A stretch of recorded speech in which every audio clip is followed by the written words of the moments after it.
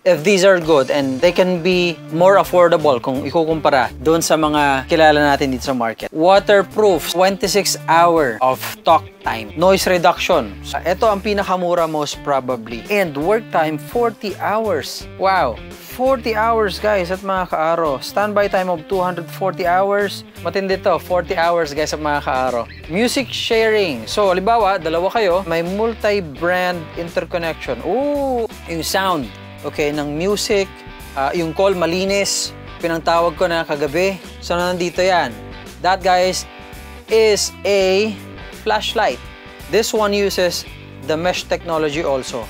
And this can be connecting up to 7. Oh, meron tong AI, voice assistant. Wow. And then, ito yung pang sindi ng ilaw. Yun! Yun, oh! Kagandahan nito, pagka ikaw nasiraan sa daan, normally what we do is we take out the phone, tapos flashlight ng cellphone. No, this time, kung meron ka nito, hindi mo na kailangan yun. You know, may blinker pa if in case gusto mong blinker. Look at that! And that is something na very useful sa akin. Pagdating sa intercom, yung meron akong magagamit na pagka nagka-emergency,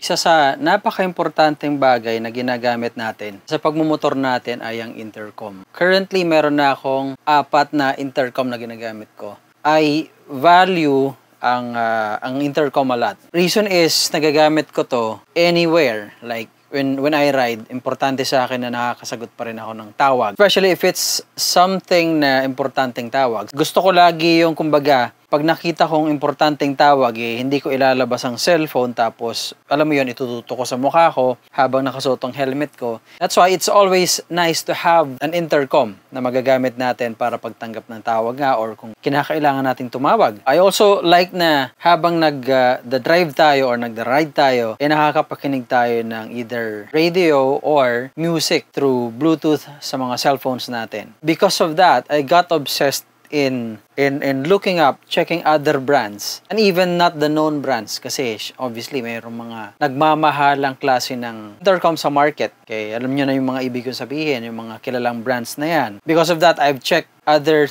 things like the technology that they are using, upgrades, and so on and so forth. Basically, kung ano yung ginagamit doon sa mga intercom units, why or what makes it so special kaya binibili ng tao. And because of that, napa-order tuloy ako ng 3 na klase ng intercom. And at hindi ito yung mga intercom unit na kilala natin dito. If these are good, who knows? Baka ipadala natin to. I will be testing it out for maybe 1 month. Maybe next month, masasabi ko kung kumusta ito. One thing I'm thinking about though is that hindi ko siya nakikitang masyadong malayo if there is a difference when it comes to quality.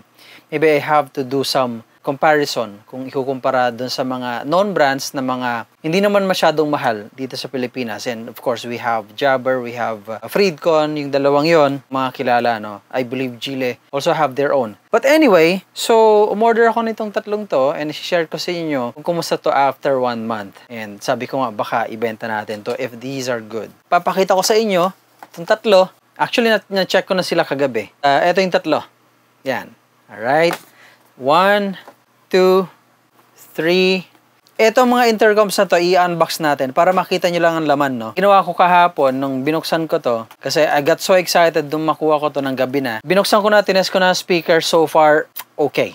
Now, I'm gonna read some of the capabilities para mas maintindihan natin, no? So, unahin natin to, guys, at mga karo, itong isang to. Ito yung pinakamura, no? I'm not gonna say how much it is yet, but I think with price na nakuha ko sila, if these are good and they can be more affordable kung ikukumpara doon sa mga kilala natin dito sa market. So, etong una na to, tawagin na muna natin, it's intercom number 1. Etong intercom na to, meron siyang anti-noise microphone. So, ibig sabihin yan, hindi naririnig ng kausap mo yung ingay. Halimbawa, nagte-travel ka, may anti-noise yung microphone niya, kaya hindi naririnig nung kausap mo yung ingay. And this is proven already. Most of yung mga ginagamit natin pagka tayo, kung saan man tayo naroroon, kahit anong ingay, hindi naririnig ng mga kausap natin. Marami ng ganyan sa market. Second, communication distance up to 1,000 meter daw or 1 kilometer. So, meaning po pwedeng i-connect to. I don't know yet how many, pero definitely may i-connect to. Again, again, once this is okay, tsaka ako i-divulge lahat ng details. But these are just some ano. Pangatlo, waterproof. So, puprove natin to. Tignan natin kung talagang waterproof. So, ito po pwede kahit nag-uulan. Oh, ito, very interesting to guys at mga kaaro. 26 hour of talk time. Sana ganito yung ginamit namin sa ano no, Boss Ironman. Okay, now wireless remote control 2.4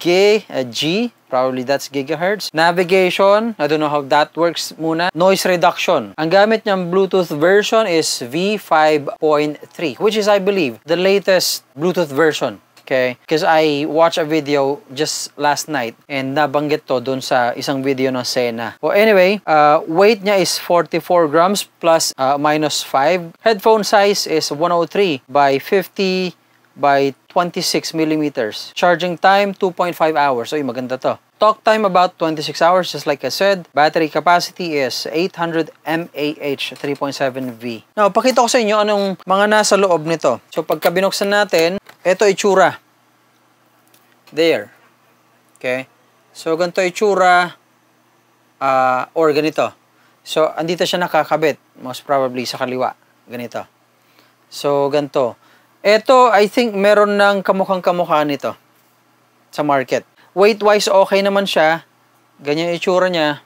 It looks okay pagdating sa quality ng plastic material as well as the rubber. Now, kagabi, chinek ko ang speakers nito. Okay na. May boom, boom, boom na. May bass na, kumbaga. Aside from that, syempre, may manual. May USB cable for charging. Yung mga normal accessories for the speakers, yan, kabilaan, and microphone over here. So, ito yung microphone na po pwede na gamitin pagka naka-half face ka. Ito ang pinakamura most probably, affordable, and this is good for angkas riders, move it riders. I mean, kahit sino naman syempre. Because of the price, the affordability, most probably ang buyer nito ay yung mga, syempre, naisip ang budget. Okay? Yan. But with the sound kagabi, you know, even me, kung gusto ko lang ng may simple na gagamitin, definitely I can go for this. Okay, next, this one. Okay, konting specs. It's got neon lights, replaceable decorative pieces. So, nakita ko may tatlo. Gamit niya waterproof IP6 and work time 40 hours. Wow, matindi to. 40 hours guys sa mga kaaro. Mas mahaba doon, 26 yung isa. Stereo surround sound.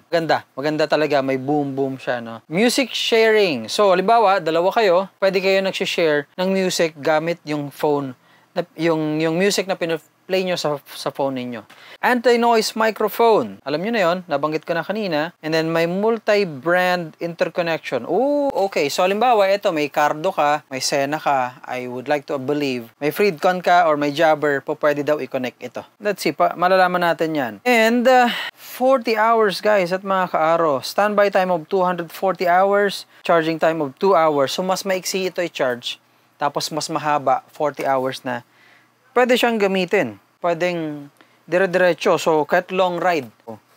Pwede sana to sa Boss Ironman. So, buksan natin. So, pagbukas natin, may manual syempre. Tapos, ito yung itsura. Ganito yung itsura ng device mismo. Yan.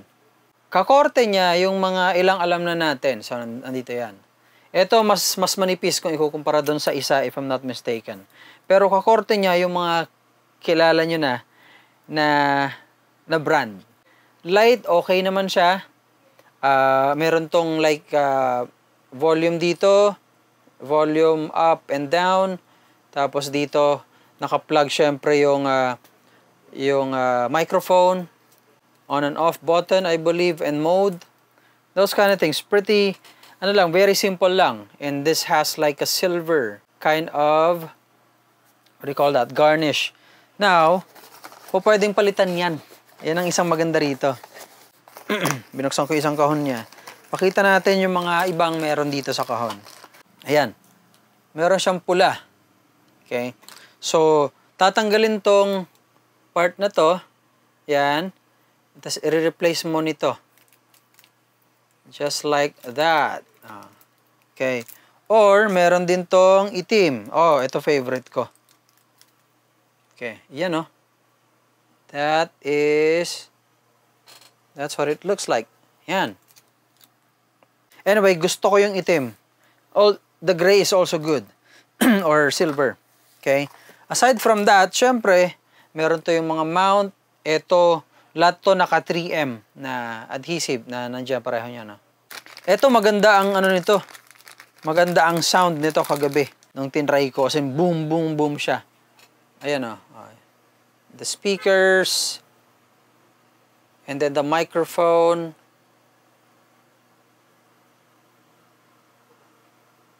Yan.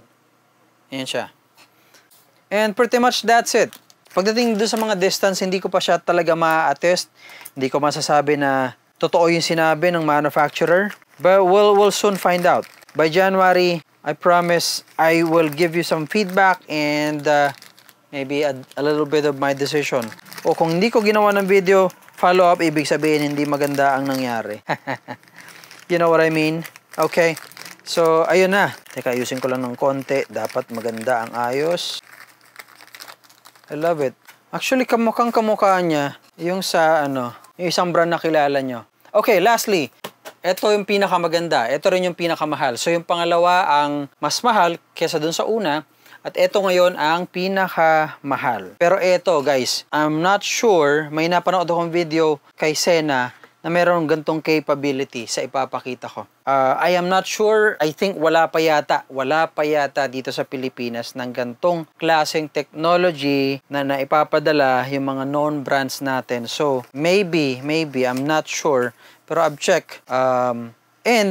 Eto, papakita ko sa inyo mamaya ano ibig sabihin. So, eto yung manual niya. Bago ko ipakita yung unit mismo, papakita ko muna yung mga nasa box. So, eto yung nasa box niya together with this. So, meron siya nito, the microphone. Actually, dalawang klase. It's either meron ko ng mahaba na para pang modular, nakalabas yung microphone yung ganon. Okay.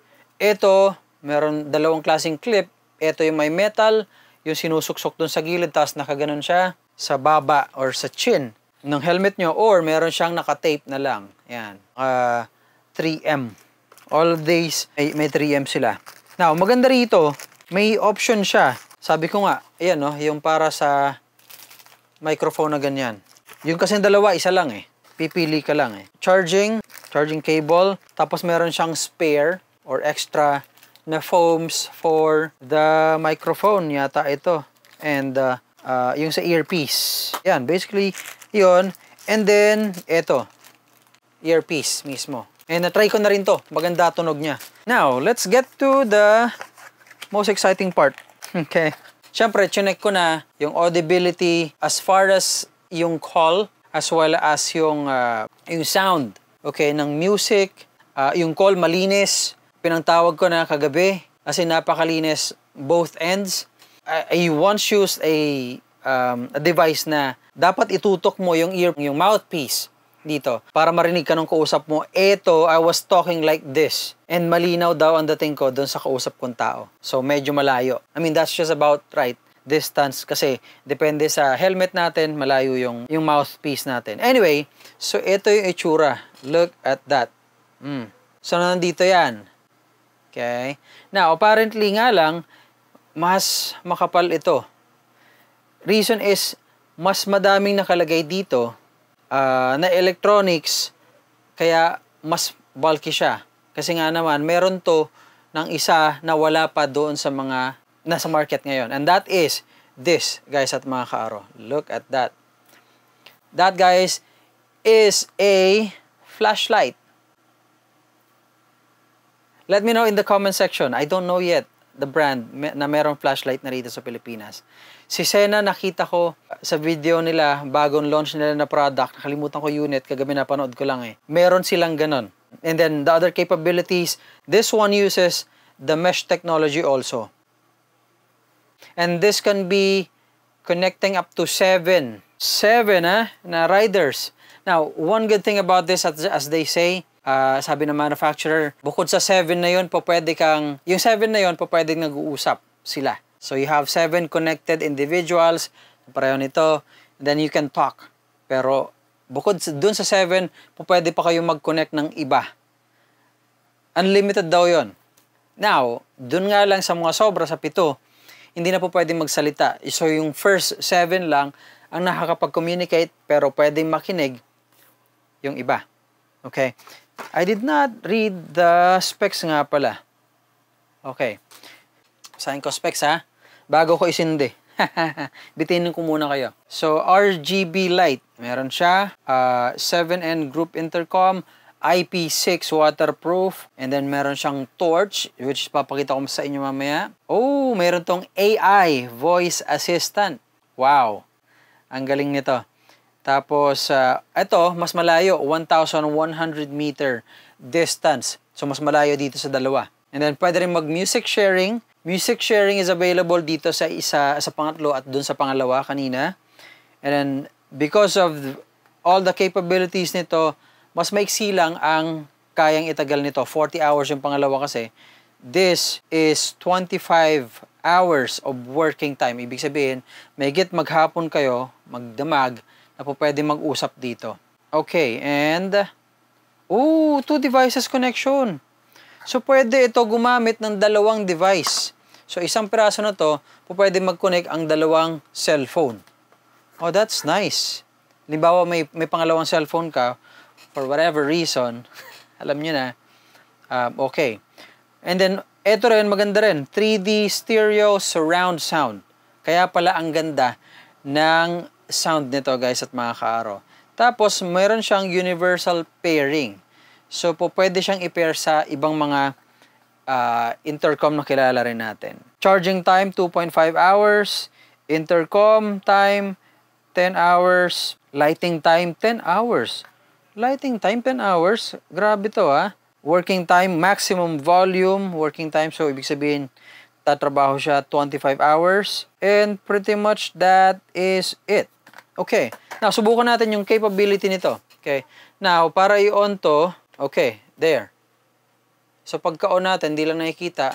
Ito, nagbabago-bago. Green, blue, some violet yata, at naging red. So, nakikita natin, nagbabago-bago ang itsura or kulay niya, which is really nice. Okay? Parang may mga circuit something, mga character ng circuit. Tapos, dito yung sa pairing niya, and then, ito yung pang sindi ng ilaw. Yun! Yun, oh! Yun, oh! Ang galing! Okay, tapos, pwede mo pang bagu-baguhin yan pagka medyo by the way, 3 meters ang buga daw nito. So, kahit 3 meters ka, kita mo pa. Halimbawa, ang kagandahan nito, pagka ikaw nasiraan sa daan, kailangan mong ayusin. Normally, what we do is we take out the phone, tapos, flashlight ng cellphone. No, this time, kung meron ka nito, hindi mo na kailangan yon kasi pwede kang mag-flashlight na rito mismo. Okay? Ayan, may blinker pa if in case gusto mong blinker. That's nice.